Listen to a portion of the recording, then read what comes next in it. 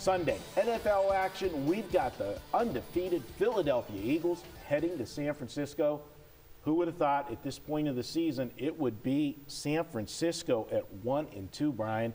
This is going to be your free play. And are we pushing the panic button on San Francisco right now, or is it just a function of the schedule they're playing? This, to me, is the most intriguing football game in the NFL this season.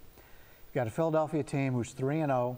First half of the game is terrible. Second half, big comebacks. They win. They do have some offensive line problems coming into here. But you also have a San Francisco team, just the opposite. 1-2, as you mentioned, on the season.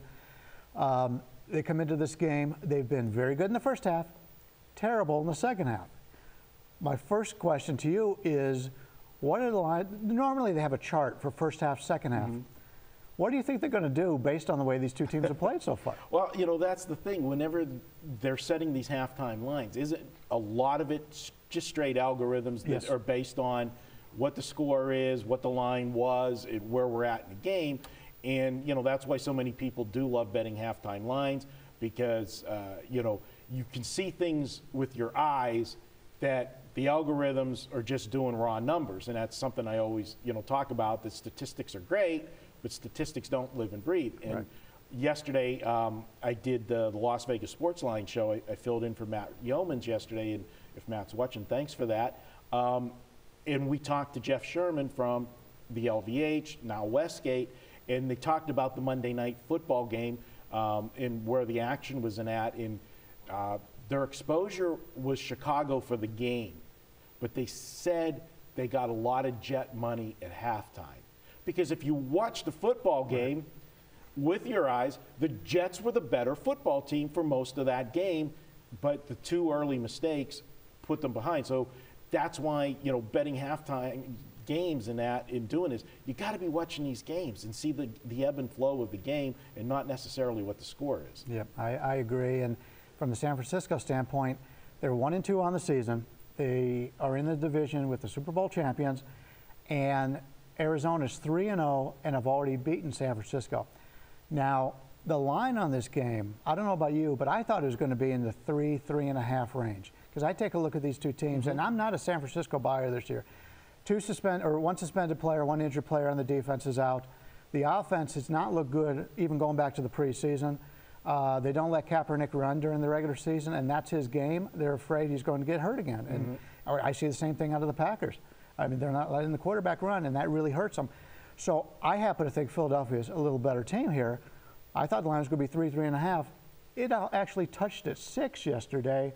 A lot of that is Philadelphia having offensive line problems, but part of that is the must-win situation here for the San Francisco 49ers.